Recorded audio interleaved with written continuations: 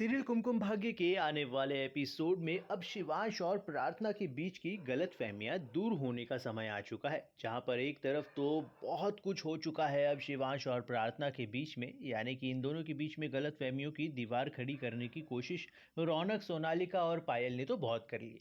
लेकिन आप भी जानते हैं कि प्रार्थना ऐसी नहीं है। लेकिन फिलहाल अब शिवांश के सामने प्रार्थना अपने आप को प्रूव करती हुई नजर आने वाली है। लेकिन शिवांश कुछ भी बोलेगा नहीं, ना ही बात करेगा प्रार्थना से, क्योंकि वो पूरी तरीके से टूट जो चुका है।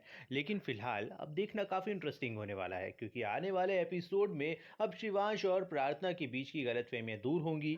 दोनों फिर से एक दूसरे को गले लगाएंगे और वापस घर लेकर आएगी प्रार्थना शिवांश को। लेकिन अब आपको एक बहुत बड़ी चीज़ बता दें कि ये जो गलतफहमी है ये रह रहकर शिवांश को बहुत परेशान करने वाली है। उसके मन में अब शक बन चुका है। वहीं पर दूसरी तरफ अब करने वाली है प्रार्थना की मदद स्मिता जावेरी।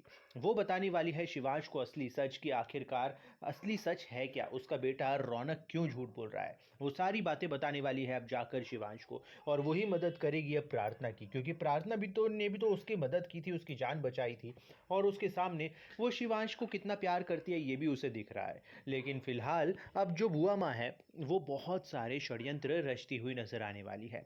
अब फिलहाल तो जो दिल में है हमारी स्मिता जावेरी के, वो भी अब अपने बेटे से बोलने वाली है, शिवांश से बोलने वाली है कि वो उससे कितना प्यार करती है और पास्ट में क्या क्या हुआ था। फिलहाल तो अब जैसे ही स्मिता जावेरी सच बता रही होगी तो शिवांश को ऐसा लगेगा कि शायद ये कहानियां बना रही हैं, क्योंकि उसके सामने तो बचपन से बुआ माँ ने जो भी कहानी रची है वही सच हो चुका है। और बुआ माँ तो उसके लिए एक मसीहा की तरह बन चुकी है, क्योंकि उन्होंने उसके दिमाग में इस तरह से प्लांटिंग की है। लेकिन फिलहाल अब ये सबसे इम्पोर्टेंट होने वाला है कि प्रार्थना और स्मिता जावेरी दोनों मिलकर उसे सारी सच्चाई इत्मीनान से बैठकर बताने वाले हैं। लेकिन अब सोनालिका एक लंबा गेम खेलने वाली है। सोनालिका एक बार फिर से कोशिश करने वाली है प्रार्थना और रौनक के बीच की गलतफहमी शिवांश के सामने लाने की, जो कि एक बार फिर से फेल होने वाली है। फिलहाल अब देखना काफी इंटरेस्टिंग होगा, क्योंकि प्रार्थना ही है जो शिवांश का प्रोजेक्ट बचाएगी, प्रार्थना ही है जो शिवांश को बचाएगी इन सब एविल से।